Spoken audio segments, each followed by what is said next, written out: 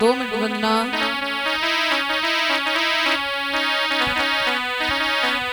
कन्हैया मेहरी करी बड़ी भारी,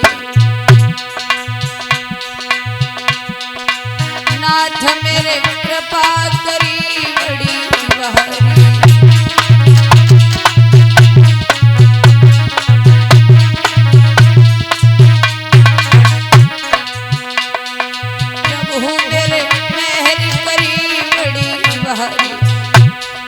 सवरिया कृपा करी बड़ी भारी।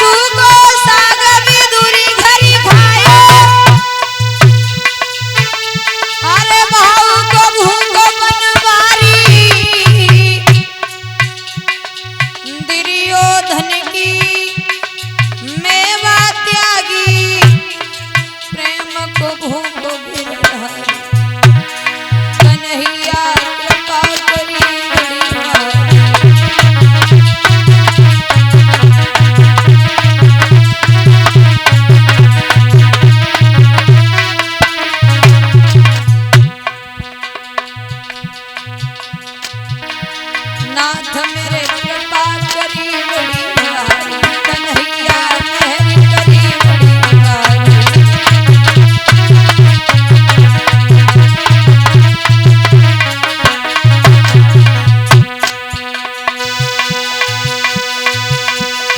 कौरव दल में घिरी द्रौपदी, जब करी रहे नीचे उभारी। घर कुनवा के देखत ठाड़े खिचन नदी सारी। सवरिया मेहरी करी बड़ी भारी।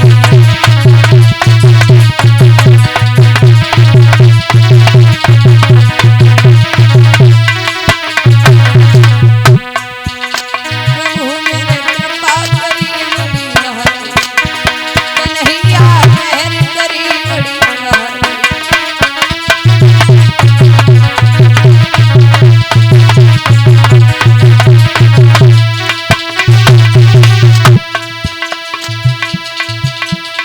तीन लोक के नाथ कन्हैया शरण लई तेरी। दुकारियो द्वारिका नाथ कन्हैया आए शरण तेरी।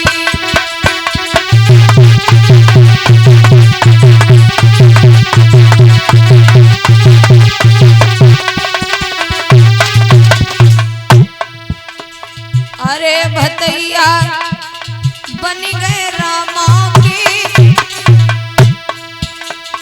तीन मुट्ठी चावल में दुख सवारे सुनाना के।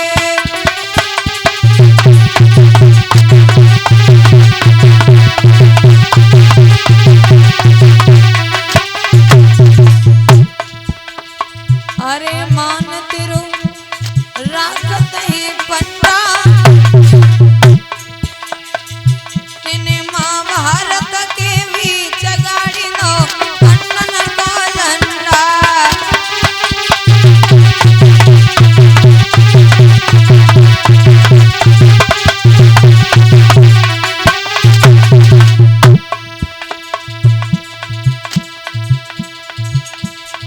अरे मान तेरो जीवन में सच्चा, तेने जलती हवा के बीच बचाई ले बिल्ली के बच्चा।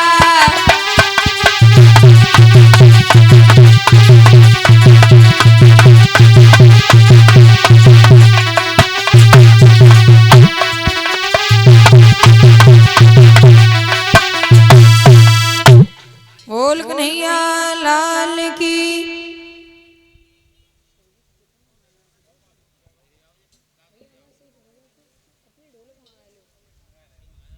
आदरणीय समझ श्रोता बंधो, पिता तुल्य सभी बुजुर्ग, पृथ्वी को पावन करने वाली मां शक्ति, पिता तुल्य सभी बुजुर्ग, भगवान स्वरूप सभी संतगण कथा पांडाल में उपस्थित सभी भगवान के भक्त भैया, बड़े सौभाग्य नहीं अहोभाग्य हुआ करते हैं तब जाकर के भगवान की कथा सुनने का मौका मिलता है। नहीं तो काफी लोग ऐसे देखे हैं जिनके गांव में पूरी भागवत हो जाती है, भंडारा तक हो जाता है, उन्हें यही नहीं पता कि पंडाल किस साइड बनी है। और उनसे पूछो कथा सुनी तो वो कहते तुम कथा की बात कर रहे हो, यहाँ तो मरने तक को टाइम ना आए। लेकिन ध्यान रखना भैया, जब मरने का टाइम आएगा तब तो टाइम देखा नहीं जाएगा, क्योंकि सज धज कर जिस दिन मौत की शहजादी आएगी, ना सोना काम आएगा ना चांदी आएगी। बिना मुहूर्त डोली जब आंगन से जाएगी, ना सोना काम आएगा ना। और ध्यान रखना, कथा सुनने का मतलब तभी हल है जब कथा मन से सुनी जाए। अब ऐसा नहीं है कि पंडाल घेरे बैठे हो आरती करके जाओ और कोई रास्ता में पूछ ले भैया कथा सुनी, बोले सुनी। काय की कथा सुनी, बोले कथा तो बढ़िया है रही लेकिन जे ध्यान ना रहो काय की सुनी। और कुछ लोग ऐसे होते हैं जो पंडाल में देखने तक नहीं आते, घर बैठे रहते और उन्हें पूरी कथा याद होती है कि आज कौन सी कथा हुई। कहने का मतलब ये है, भगवान ये नहीं कहते कि तुम 24 घंटा हाथ में माला लेके भजन करो। भजन करने के लिए 10 मिनट बहुत हैं यदि भजन मन से किया जाए तो। क्योंकि दादा ये मन एक ऐसी चीज है जो समाज में सम्मान करा दे, और मन एक ऐसी चीज है जो समाज में जूता पड़वा दे। इसलिए कहते हैं ना, मन की तरंग मार ले बस हो गया भजन, और आदत बुरी सुधार ले बस हो गया भजन। भैया बड़ी सुंदर शिष्या कह रहे थे, काय की कथा चल रही है। अच्छा परीक्षित कौन है? हाँ कहाँ पहुंची कथा? पिंथी मार के बैठो। अच्छा दिक्कत है, चलो कहाँ चल रही कथा?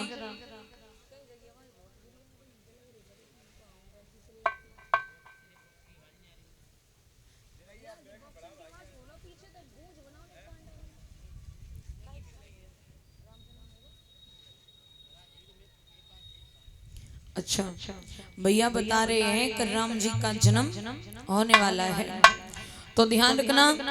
बड़ी मार्मिक कथा आती है भगवान राम का अवतार कैसे हुआ।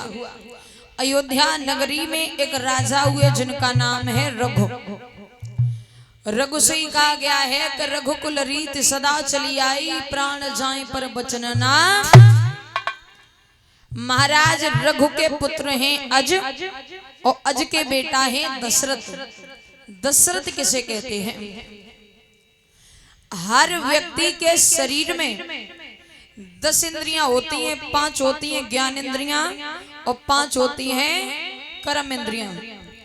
राजा दशरथ ने 10 इंद्रियों पर अपनी विजय प्राप्त कर ली, इसलिए नाम उनका दशरथ पड़ा। दूसरी बात, राजा दशरथ जो हैं ये पृथ्वी के पुत्र हैं। जमीन से 10वें रथ के साथ निकले, इसलिए इनका नाम दशरथ रखा। घर में हर सुख है लेकिन बिना पुत्र के सारी माया बेकार है। एक बार भूपति मन माही, ओ भैया गिलान मोर सुत नहीं। खैर हम भी थोड़े लेट हो गए, वो कथा ज्यादा है तो संक्षेप में ही समझते चलो। वैसे एक बात और बता दूं, कथा जो है वो अथा है, कथा अथा है। वेद का वेद ब्रह्मा जी भी नहीं पा सके जिन्होंने वेदों की रचना की। तो दादा श्रृंगी ऋषि को बुला करके पुत्रेष्ठ यज्ञ करवाया। अग्निदेव खीर का कटोरा लेकर के उत्पन्न हुए। बाबा तुलसीदास लिख रहे हैं का अर्ध भाग कौशल्य हृदयना और ओवे भाग आधे कर दीना। आधा भाग महाराज दशरथ ने बड़ी रानी कौशल्या को दिया, आधे में से पुनः आधा किया रानी कैकेयी और सुमित्रा को दिया। कुछ विद्वानों का ऐसा मत है कि उस समय रानी सुमित्रा ने वो खीर नहीं खाई। वो खीर का पात्र जो था, कटोरा जो था, वो महलों में रख दिया और सोच रही है कि स्नान करने के बाद ग्रहण करूंगी। भैया जब खीर का कटोरा रखा, वहां से एक चील का उड़ना हुआ। उस चील ने कटोरे को मुख में दबाया और दूर आकाश में उड़ गई। वन में मैया अंजना तपस्या कर रही थी। अंजना के गोद में वो खीर का कटोरा डाला। मैया अंजना ने भगवान का प्रसाद समझ के खीर को ग्रहण किया, तो उसी खीर से हनुमान जी का जन्म हुआ। अब सुमित्रा बड़ी परेशान, बोले जैसे थे वैसे ही रह गए। तो रानी कौशल्या ने और रानी कैकेयी ने सुमित्रा को अपने में से आधा आधा भाग दे दिया। इस कारण मैया सुमित्रा के 2 पुत्र हुए थे। अच्छा, हनुमान चालीसा में कुछ चौपाई आती है, शंकर सुवन केसरी नंदन।